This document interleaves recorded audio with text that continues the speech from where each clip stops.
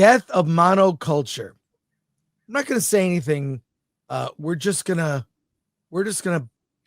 put up this clip. Okay. It's going to put up this clip, and this is Dana White, and he talks about, they're talking on a podcast about monoculture. So I'm curious your take on this. Like, you've seen a lot of movies struggling, I imagine, recently. Literally been talking about this for 2 days. Wow. Okay, good. Okay, let's get into this because this is it's one of my favorite topics, especially recently. He's been talking about this for 3 days at least. It's not just fascinating. It's not just movies. I think we're no longer existing in what we grew up with, which was monoculture. A thing happened and everyone was aware of it. There was much less outlets and there's much less overall conversation. Now things have become so siloed, and now specifically like the difference between TikTok and Instagram, like Instagram is the people you follow and their content. TikTok, you don't even have to follow anybody. It's just what the algorithm sends you. It has really kind of diversified our knowledge set. And movies, there's an issue obviously because like going to the theater is kind of antiquated, but it's not even that it's antiquated. It's like everybody doesn't know about the same thing. And I'm very curious your take on this because you put on events. How do you find a way in a place where we are divided into 1,000 different silos to get everybody on board with a singular event?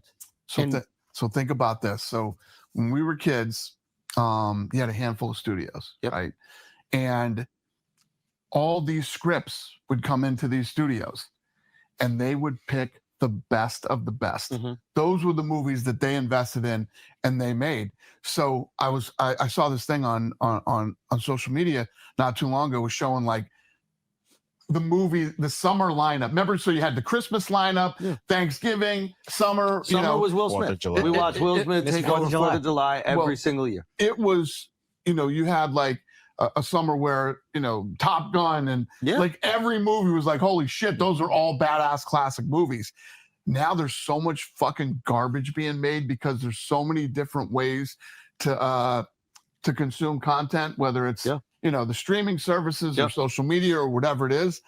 I think that, they're just pumping out a lot of garbage now.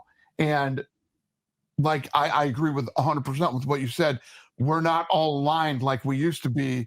And, because if a blockbuster movie was coming out, you would fucking hear about it. Everybody knew. And it was a must see. You got to go see it at the theater. It would be packed, right? It'd sell out. You couldn't get tickets. Exactly. And if you weren't there, you felt a little bit of FOMO, right? There was like this sensation of everybody's going to see this thing and I'm not there. You saw it. I didn't see it. No, you didn't see it. It's fucking great. Now I got to go see it. Right? There's absolutely none of that shit.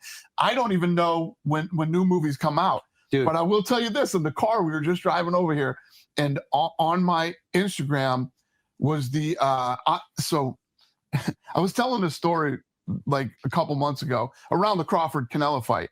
So I had just discovered this new artist who I think is going to be big. Her name is Billie Eilish. And there's this video of her. And I guess it's right when she came out. Everyone was busting my balls on social media because I didn't know the Reading Festival was in England. And but she comes out. She's a young kid that wrote this song probably in her fucking bedroom and comes out. And I don't know if you've ever seen this video, the Reading Festival of her, and she sings that song Bad Guy. It's fucking awesome. I love when creative people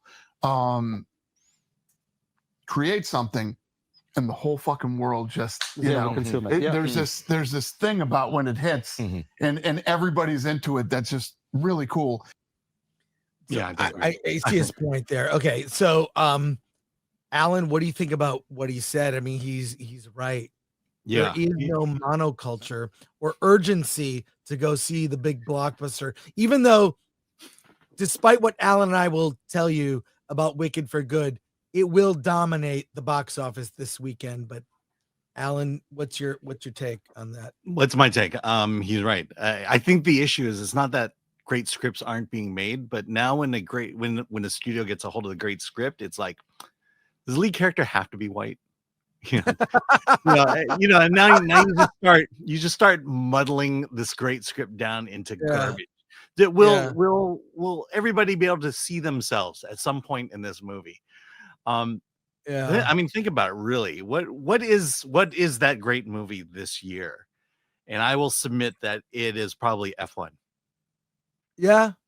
Yeah. I can't think of a single other film that brought people together than F1. Yeah, but I still know a lot of people haven't seen it.